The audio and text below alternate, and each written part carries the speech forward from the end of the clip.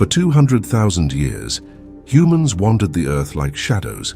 They hunted in small groups, followed animal migrations, slept under the open sky or in temporary caves.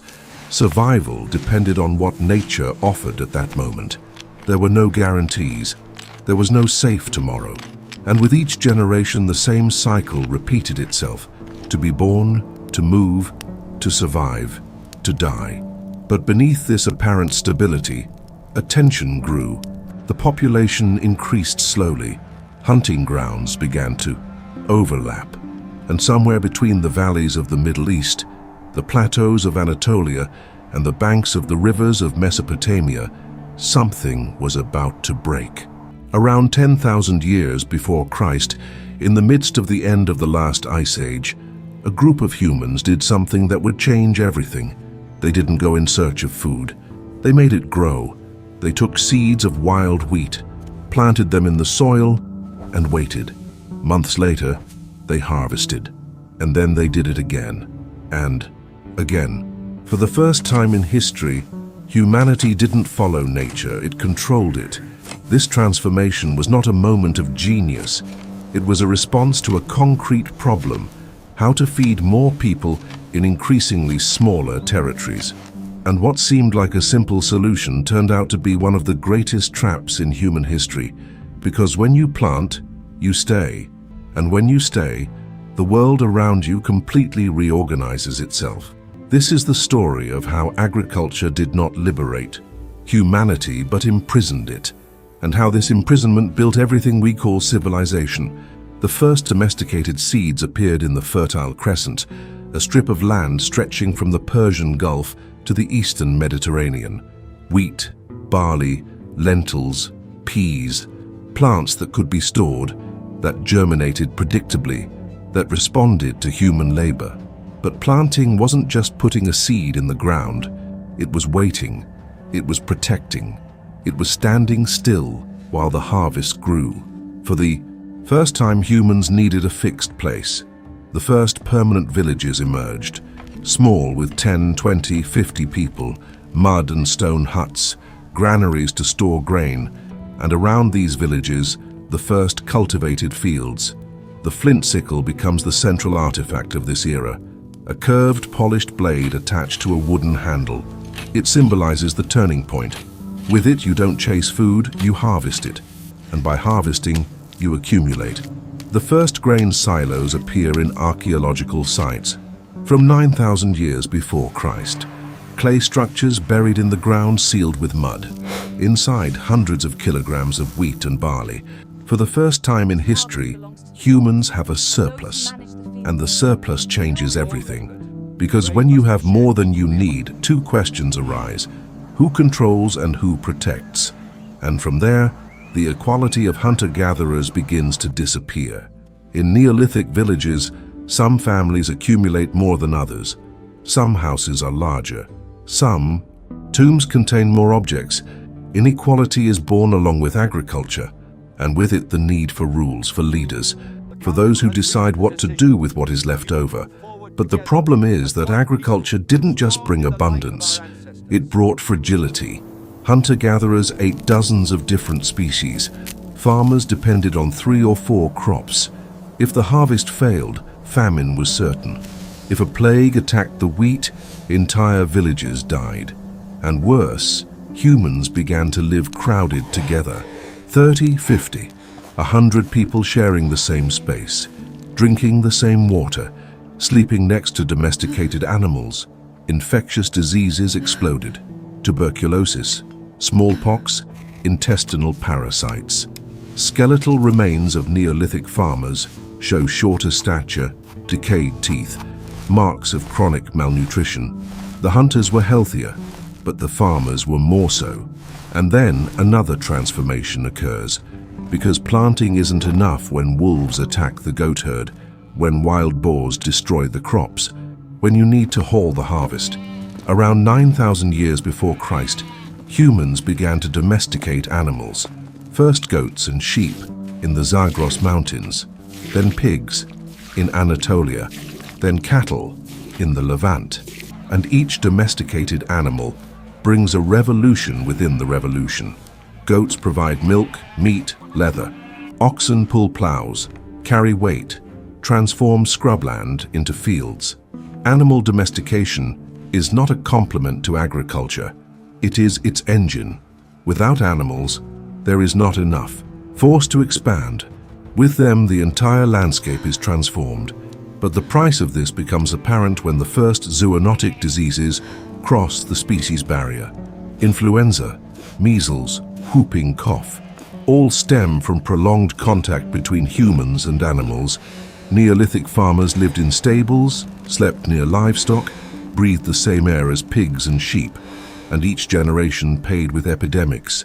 Children died in droves, entire villages were decimated, but the survivors developed immunity, and when thousands of years later, these farmers encountered isolated populations, their diseases would be invisible weapons.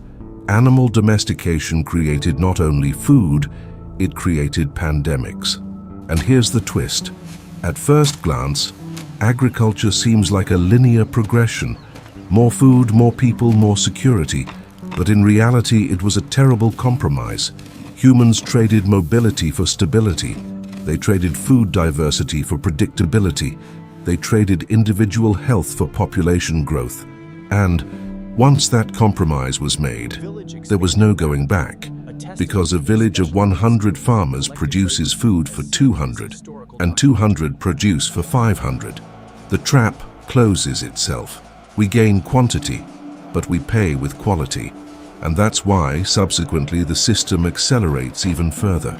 Around 8,000 years before Christ, villages grew. Some reached 1,000, 2,000 people. Çatalhöyük, in present-day Turkey, became the first proto-city. Mud houses huddled together, without streets. People entered through the rooftops. Inside, altars, murals, human remains buried beneath the ground. The dead were not taken away. They remained there, beneath the living. The relationship with the land changed. It was no longer a temporary resource, it was home. It was territory, it was heritage. And with the notion of territory comes organized violence. The walls of Jericho, built around 8,000 years before Christ, are physical evidence of this. 10 meters high, 3 meters thick, made of rough stone. It wasn't meant to protect against animals. It was meant to protect against other humans. Because when you have surplus, someone wants to take it. And when you have land, someone wants to conquer it. War becomes a structural part of the agricultural system. But this opens the door to another change. Because if you need to defend the village, you need warriors. And if you need warriors, you need to feed them without them planting.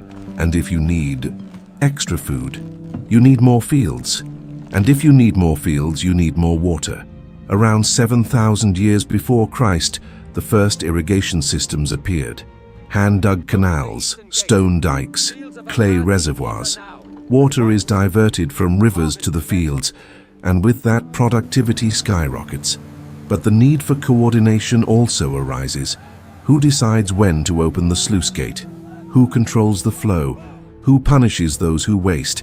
Irrigation creates hierarchy, and hierarchy creates the state. From there, the first specialists emerge. People who don't plant, but who do other things.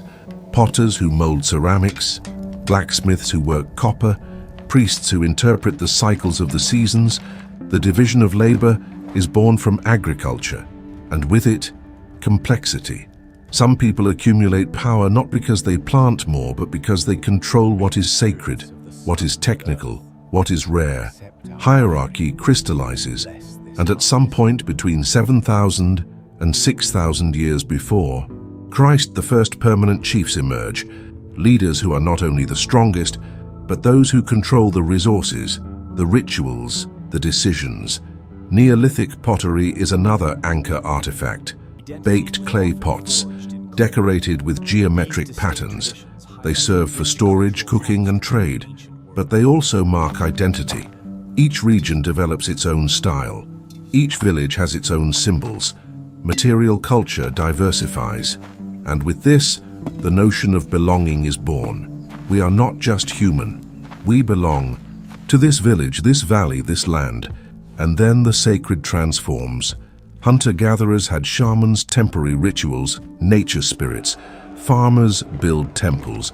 Göbekli Tepe in Turkey is the oldest example, built around 9,500 years before Christ, even before the first permanent villages.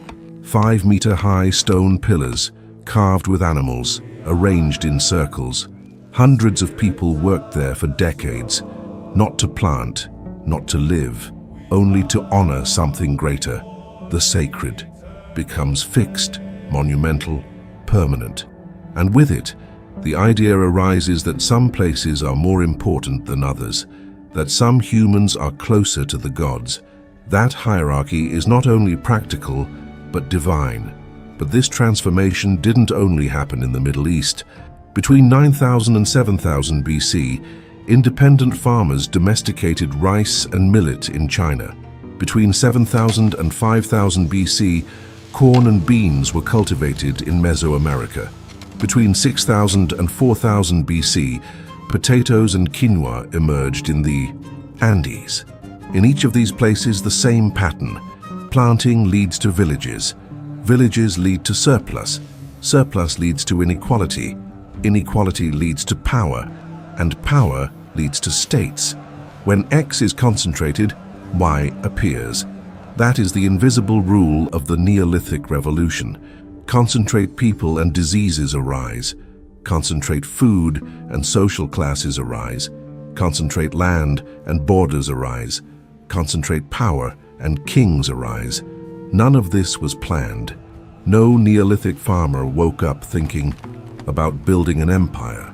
But every small decision, every seed planted, every granary built, pushed humanity in that direction.